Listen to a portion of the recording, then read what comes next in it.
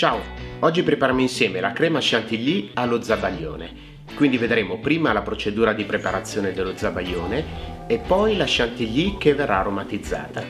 Ora iscrivetevi al canale e partiamo subito con la ricetta.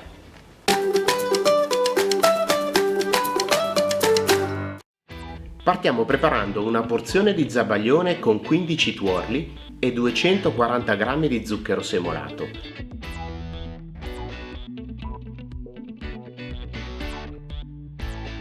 Mischiamo brevemente e aggiungiamo 20 g di amido di riso.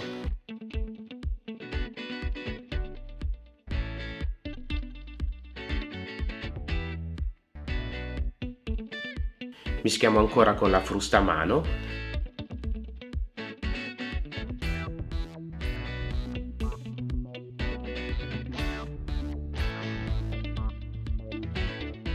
Poi versiamo in un pentolino 500 ml di marsala secco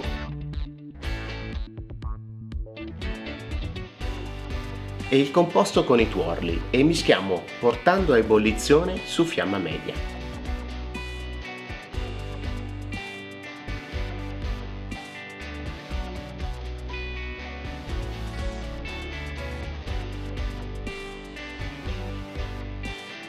Quindi lasciamo raffreddare in un contenitore coperto con pellicola trasparente.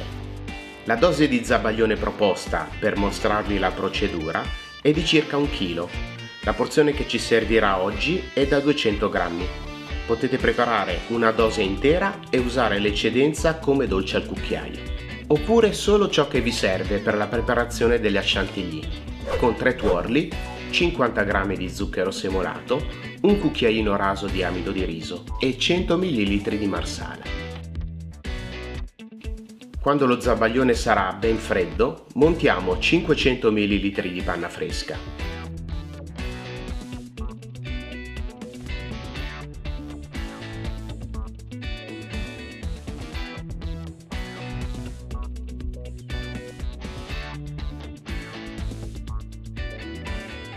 Frulliamo a medio-alta velocità, aggiungendo 1,5 cucchiai di zucchero semolato.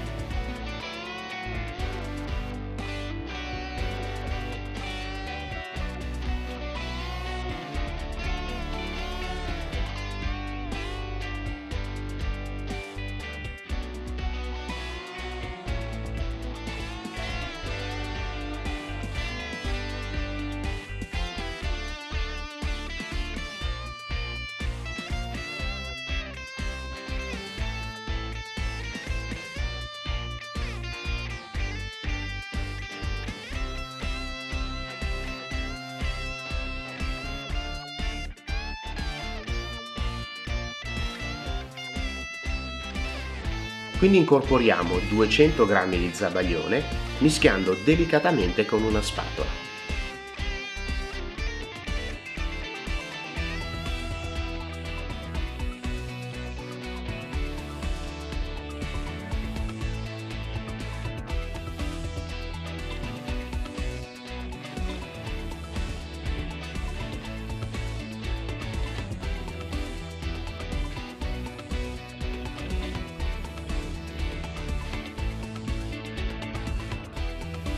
Potete usare la crema chantilly allo zabaglione come crema di farcitura per le vostre torte o dolci preferiti.